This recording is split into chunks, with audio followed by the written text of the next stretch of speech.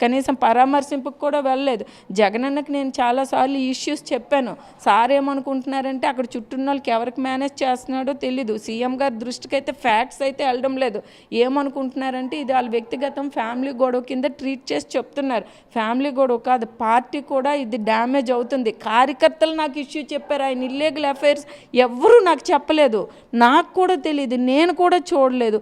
Party cadre నాకు చెప్పారు, madam పరువు పోతుంది మేడం, ప్లీజ్ మేడం సార్కి ఏదో నా మాట వినేసేటట్టు ఆయన ప్రజలు కానీ క్యాడర్ కానీ భావించుకొని నా దృష్టిలో పెట్టారు. నాకు తెలుసు ఆ ఫ్యాక్ట్ ఏంటంటే ఎప్పుడు ఆయన మా మాటలు వినే పరిస్థితి లేదు, గౌరవించే పరిస్థితి లేదు. మేము అడ్జస్ట్ అయ్యే ఆడపిల్లలు గౌరవము ఇది అదే అనుకొని మేము అడ్జస్ట్ అయ్యి వెళ్ళేవాళ్ళం. కానీ అది చూసిన వాళ్ళకి ఎలాగుంటే దూసి మేడం గారు చెప్తే వినరా అని ఉంటుంది. అప్పటికే నా ప్రయత్నం నేను చేశాను. నాకు తెలియదంటే దాన్ని ఆయన ఒక్క సృష్టించారు, ఏవో ఓట్లు ఉన్నాయి, అవి ఉన్నాయి, ఇవి ఉన్నాయి. పార్టీని దృష్టిలో పెట్టుకొని కూడా నేను చెప్పడం జరిగింది సీఎం గారిని.